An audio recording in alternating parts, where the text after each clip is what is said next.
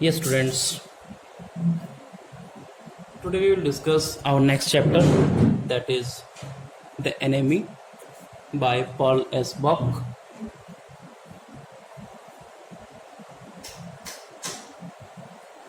ये जो चैप्टर है बहुत ही इंपॉर्टेंट चैप्टर है आपके लिए, थोड़ा सा लेंदी है लेकिन बहुत ही इंपॉर्टेंट चैप्टर ये है। हम स्टार्ट करते हैं। पॉल एस बक, ये जो चैप्टर है, this was set up at the time of America Japan war in the during Second World War. So it is the time of the World War II. An American prisoner of war is washed ashore in a dying state and is found at the doorstep of a Japanese doctor. Should he save him as a doctor or hand him over to the army as a patriot? तो यहाँ पे confliction है वो duty की, being a doctor एक patient है उसके लिए और बीइंग ए पैट्रियट वो एक एनिमी है। तो क्या उसका बिहेवियर होना चाहिए, क्या उसे पुलिस को हैंड ओवर करना चाहिए या उसको ट्रीट करना चाहिए? तो लेट्स रीड ऑन। बहुत ही इंपॉर्टेंट और इंटरेस्टिंग चैप्टर है। Dr. Sadao Hoki's house was built on a spot of the Japanese coast where as a little boy he had often played. जो डॉक्टर सडाओ है उसका घर एक जापानीज कोस्ट है, समुद्री किनारा है, उसके साथ में बना हुआ है एक हाउस जो है वो the low square stone house was set up upon rocks well above a narrow beach that was outlined with bent pines. यहाँ पे बात की गई है कि जो घर है वो एक लो स्टोन के ऊपर बना हुआ है, चट्टानों के ऊपर बना हुआ है, जो बिल्कुल नैरो बीच के ऊपर है। जो संकरा सा जो बीच है यहाँ पे उसके ऊपर की तरफ चट्टान है, वहाँ पे उसका घर बना हुआ है। That was outline with bent pines, और इसके जो आउटलाइन है, बाउंड्री, वो बनते हैं बेंट पाइन, जो पाइन्स के पेड़ हैं झुके हुए हैं उनसे।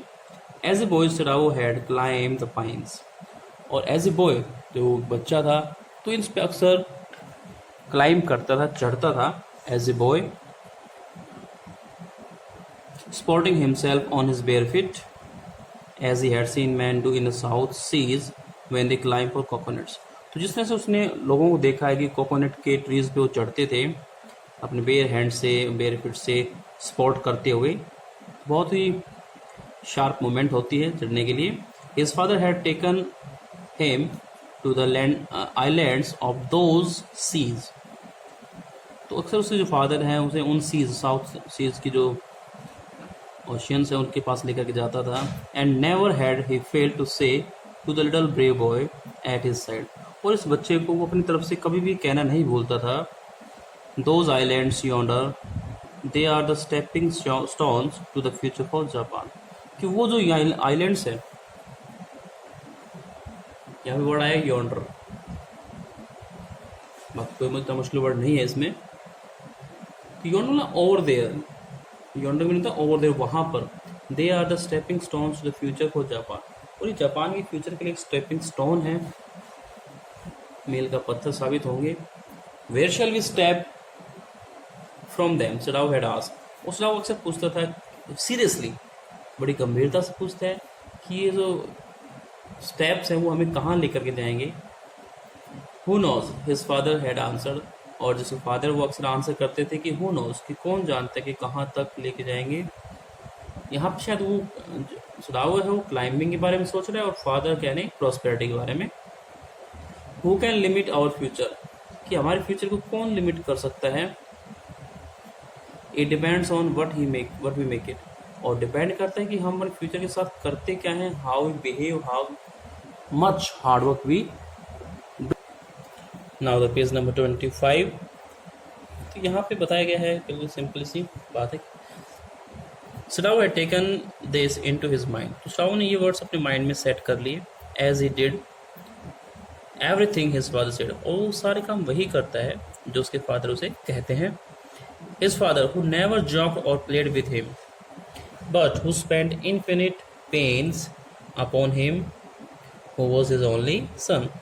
तो सडाओ के जो फादर हैं कभी उसके साथ जोक नहीं करते, ना कभी उसके साथ में खेले वो, he was quite serious, but एक इन्फिनिट पेन उसने सफ़र किया अपने बच्चे को साथ में, जो कि उसका एकमात्र सन था। Sadao knew that his education was his father's chief concern.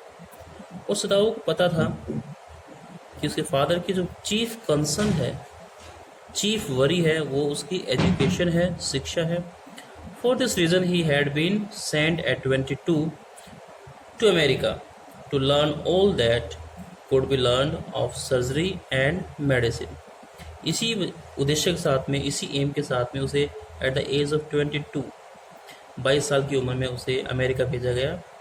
To learn all that he could learn of surgery, ताकि वो कुछ भी सीख सके, जो कुछ भी वो सीख सके अबाउट सर्जरी, ऑपरेशंस के बारे में, एंड मेडिसिन के बारे में।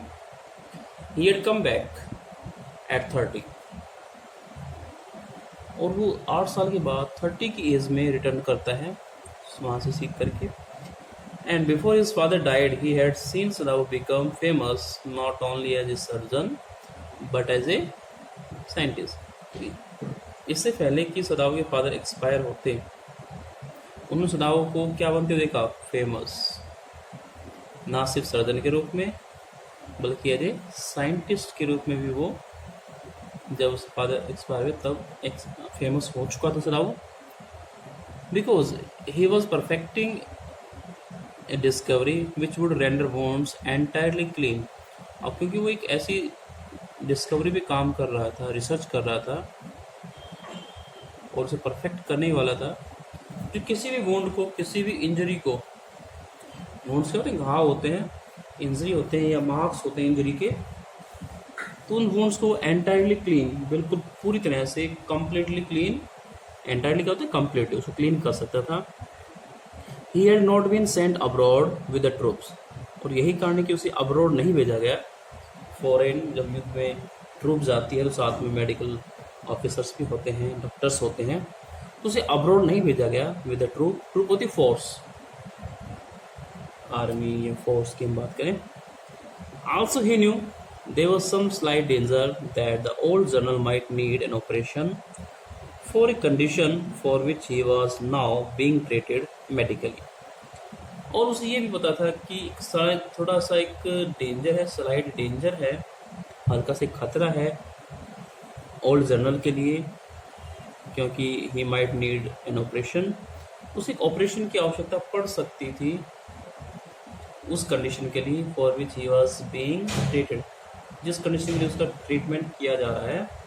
And for this possibility Sadao was being capped in Japan, और यही वो पॉसिबिलिटी थी, संभावना थी ऑपरेशन वाली, कि सदाओ को जापान युद्ध में था तो उसे जापान में ही रखा गया, अदरवाइज सभी डॉक्टर्स को ट्रूप के साथ फोर्सफुली या फिर विलिंगली एज दे फील भेजा गया था उन्हें। तो यहाँ ये तो हुई कंडीशन उसकी एजुकेशन के बारे में। Clouds were rising from the ocean now, ocean से अब बादल बन रहे थे। The unexpected warmth of the past few days had at night drawn heavy fog. अब जो कि अनएक्सपेक्टेड, जो एक्सपेक्टेड नहीं थी, उम्मीद नहीं थी, इस ओशन में वार्म चल रही, गर्मी चल रही है for the past few days, कुछ एक दिनों से। Had at night drawn heavy fog, और नाइट के समय कुछ एक हैवी फॉग वहाँ पे आई फ्रॉम द कोल्ड वेव्स की वजह से। सदाओ वॉज मिस्ट धुंध होती है, hide outlines of a little island near the shore and then come creeping up the beach below the house. तो यहाँ पे सदाओ देखता है कि जो मिस्ट है उसने आउटलाइन बना दी है उस छोटे से आइलैंड के चारों तरफ, शोर जो कोस्ट होता है, समुद्र किनारा होता है, उसके चारों तरफ, और अब धीरे धीरे क्रीपिंग करती हुई, रेंगती हुई वो बीच से ऊपर की तरफ उनके घर की तरफ बढ़ रही है। रेलिंग अराउंड द पाइन्स, और अब पाइन्स के जो पेड़ है जो बाउंड्री बनाते हैं उस आइलैंड की, उसे भी रेत सर्कल कर रही है, सराउंड कर रही है, घेर रही है। In a few minute fog would be wrap about the house, और उसे लगता है कि कुछ एक ही मिनट्स के अंदर जो फॉग है पूरे घर को रैप कर लेगी, कवर कर लेगी। Then he would go into the room where Hana और फिर वो अपनी वाइफ है उसकी, है ना, his wife, would be waiting for him, जो कि उसका इंतजार कर रही होगी, विद 2 चिल्ड्रन, 2 बच्चों के साथ में. But at this moment the door opened and she looked out. और इसी मोमेंट पे, जबकि सराव गया नहीं है, वो दरवाज़ा खोलती है ना, हाना कह सकते हैं, है ना कह सकते हैं, whatever you like, name है, we can not argue with the name. तो दरवाज़ा वहाँ पे खुला एंड शी लुक्ड आउट, और वो वाइफ है उसकी, वो बाहर देखती है उस तरफ. A dark blue woollen haori over her kimono, उसने एक डार्क ब्लू कलर की वुलन होयरी पहनी हुई है ओवर हर किमेनो. तो दोनों ही किमेनो और होयरी दोनों ही ड्रेसेस हैं. किमेनो एक अंडर गारमेंट की तरह यूज़ किया जाता है, और जो होयरी है एक लूज आउटर गारमेंट होती है जो किमेनो के ऊपर पहनी जाती है. तो उसने होयरी पहनी हुई है. किमेनो ये कॉस्ट्यूम्स की नेम है, जापानीज नेम है. She came to him affectionately, और बड़ी अफेक्शनेटली विद लव उसके पास आती है. And put her arm through his, और अपने आर्म को उसके आर्म के साथ में लगाती है. As he stood smiled and said nothing. आप देखें वो खड़ा है, वो स्माइल करता है, and said nothing. He had met, अब वो बताता है कि किस तरह से उसकी हैना से मुलाकात हुई. ही हैड मेट हैना इन अमेरिका. डॉक्टर सुडाओ की मुलाकात हुई हैना से अमेरिका में. But he had waited to fall in love. यहाँ पढ़ा था fall in love. Fall in love का मीनिंग बहुत सिंपल सा है. इसका मीनिंग होता है to develop a special liking for someone. I repeat, to develop a special liking for someone. तो उसके लिए कुछ विशेषता उसको पसंद आने लगी, वो कुछ एक उसकी जो हैबिट्स हैं उसे अट्रैक्ट करती हैं. Whether until she was sure she was Japan. लेकिन तब तक उसने इंतजार किया जब तक ये बात श्योर नहीं हो गई कि वो जापानीज लड़की है. थोड़े से बाइगट होते हैं, जापानीज कट्टर होते हैं. His father would never have received her unless she had been pure in her race. तो सदाओ के जो फादर है वो उसे कभी रिसीव नहीं करेंगे, एक्सेप्ट नहीं करेंगे, जब तक ये बात क्लियर ना हो जाए. कंडीशन यहाँ पे दी गई है कि she had been pure in her race, कि अपने रेस में प्योर है. रेस में प्योर का मीनिंग है कि both his parents, mother as well as father, is from Japan. तो ये प्योर होता है, एक ही कंट्री से बिलोंग करने वाले पेरेंट्स हो तो प्योर इन रेस की बात करते हैं. He wondered often whom he would have. तो वो अक्सर वंडर करता है, हैरान होता है कि अगर whom he would have met, कि वो किससे शादी करता, if he had not met Hana, अगर वो हैना से नहीं मिला होता तो. And by what luck he had found her in the most casual way. और कितने लकीली, कितने भाग्य के साथ में उसकी मुलाकात हैना से हो गई, वो भी मोस्ट कैजुअल वे में, बहुत ही रिलैक्स होकर के, कोई खास एफर्ट्स नहीं करने पड़े. बाय चांस, लिटरली, और ये कहते हैं रियली बाय चांस, एक्सीडेंटली उससे मुलाकात हुई. At an American professor's house, किसी अमेरिकन प्रोफेसर के घर पे. The professor and his wife had been kind people. जो प्रोफेसर है उसकी वाइफ दोनों काइंड पीपल हैं, दयालु लोग थे. And anxious to do something for their few foreign students. और वो अपने फॉरेन स्टूडेंट्स के लिए, जो कुछ एक फॉरेन स्टूडेंट्स हैं, विदेशी स्टूडेंट्स हैं अमेरिका में, उनके लिए कुछ ना कुछ करने के लिए हमेशा एंक्सस रहते थे, क्यूरियस रहते थे, चिंतित रहते थे. एंड स्टूडेंट्स दो बोर्ड, हालांकि जो स्टूडेंट्स हैं उनसे बोर फील करते थे प्रोफेसर साहब से. हैड एक्सेप्टेड दिस काइंडनेस, लेकिन फिर भी उस काइंडनेस को वो एक्सेप्ट करते थे. सडाओ हैड ऑफन टोल्ड है ना how nearly he had not gone to professor Harley's house. Sadao अक्सर हैना से बताता है कि कितने नियरली, कि बहुत मुश्किल से वो पहुंचा था वहाँ पे, और वो नहीं जाने वाला था प्रोफेसर हार्ले के घर पे that night. The rooms, page number 26 पे आप लोग पढ़ रहे हैं.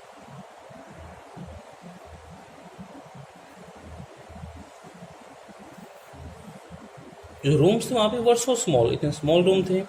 द फूड सो बैड, और जो खाना था वो बहुत ख़राब था उनके यहाँ पे. The professor's wife so voluble, और जो प्रोफेसर की वाइफ हैं वो बहुत ही वॉल्यूबल लेडी थी. वॉल्यूबल मतलब a person who speaks a lot, बहुत ज़्यादा बोलने वाली महिला थी. But he had gone and there he had found Hana, लेकिन वो वहाँ पे गया और उसकी मुलाकात हैना से हुई। ए न्यू स्टूडेंट, जो हाना है वो एक न्यू स्टूडेंट थी, and had left he would love her and had felt he would love her if it were at all possible, और वो फील करता है कि वो उस लड़के से लव कर सकता है if it were at all possible, अगर पॉसिबल हुआ तो। Now he felt her hand on his arm and was aware of the pleasure it gave him. अब जाकर सदाओ ने फील किया कि जो हैना है वो नज़दीक आ गई है और कितना उसे अच्छा लग रहा है, प्लेजर जो हैप्पीनेस उसे मिल रही है। Even though they had been married years enough to have the children, हालांकि उनकी शादी हुई बहुत साल हो गए, इतने साल हो गए कि उनके 2 बच्चे भी हैं। For they had not made heedlessly in America, अब क्योंकि उनकी शादी हेडलेसली नहीं हुई थी, केयरलेसली जो यूजुअल सिस्टम होता है वैसे उनकी शादी नहीं हुई थी, तो उन्होंने केयरलेस शादी नहीं की। They had finish their work at school, उन्होंने पहले अपने स्कूल में काम फिनिश किया जहाँ भी वो स्कूलिंग कर रहे थे पढ़ रहे थे वो, and had come home to Japan, और फिर वो अपने घर वापसी यानी जो देश है उसमें वापस आए। And when his father had seen her the marriage had been arranged in the old Japanese way, जब उसके फादर ने उसे देख लिया तो मैरिज भी उनकी जो ओल्ड ट्रेडिशनल वे है अरेंज की गई, अरेंज मैरिज थी ये, यू में से लव कम अरेंज। तो जापानीज ओल्ड वे, हर देश का अपना एक स्टाइल है शादी करने का। आल्दो सदाओ एंड हैना had talked everything over before hand, हालांकि सदाओ ने और हैना ने हर चीज़ के बारे में पहले से ही टॉक किया था, डिस्कस किया था बिफोर हैंड, पहले से ही। दे वर परफेक्टली हैप्पी, और वो बिल्कुल खुश थे। शी लेड हर चिक अगेंस्ट हिज आर्म, और अब उसने अपना चिक उसके आर्म्स के साथ में लगाया। they are spending loving moments में से। It was at this moment that both of them saw something black come out of the mist. इसी मोमेंट पर उन्होंने देखा कि समुद्र से कुछ मिस्ट, उस मिस्ट में से कुछ ब्लैक बाहर निकल रहा है। It was a man, और एक व्यक्ति था। He was flung up out of the ocean, कि शायद ओशियन से उसे flung up, बहा करके बाहर फेंक दिया गया है। flung, इट्स ऐसा लग रहा है कि जो लहरों के साथ में वो बह करके आ गया है। टू हिज फीट, कि पैरों पे जब वेव्स लगी तो बह करके यहाँ तक आया।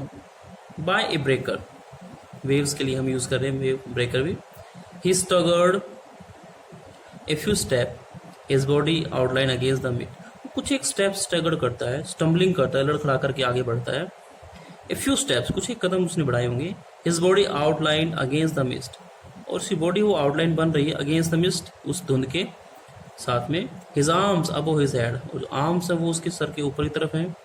Then the curled mist hid him again, और फिर जो कर्ल, जो राउंड अबाउट वे में जो मिस्ट घूम रही थी, धुंध घूम रही थी, उसे फिर से उसको कवर कर लिया।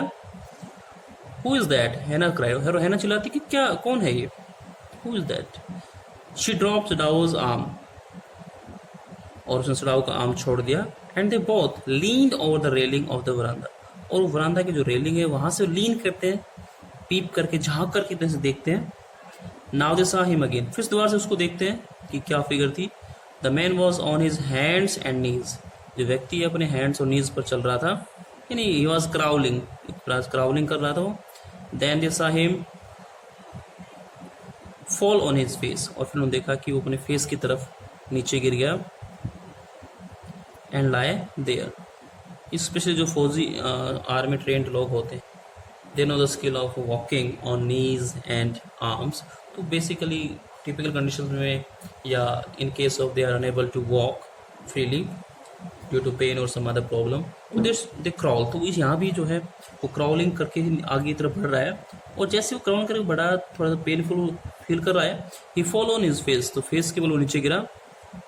एंड लाई देयर, और नीचे की तरफ वो गिर जाता है।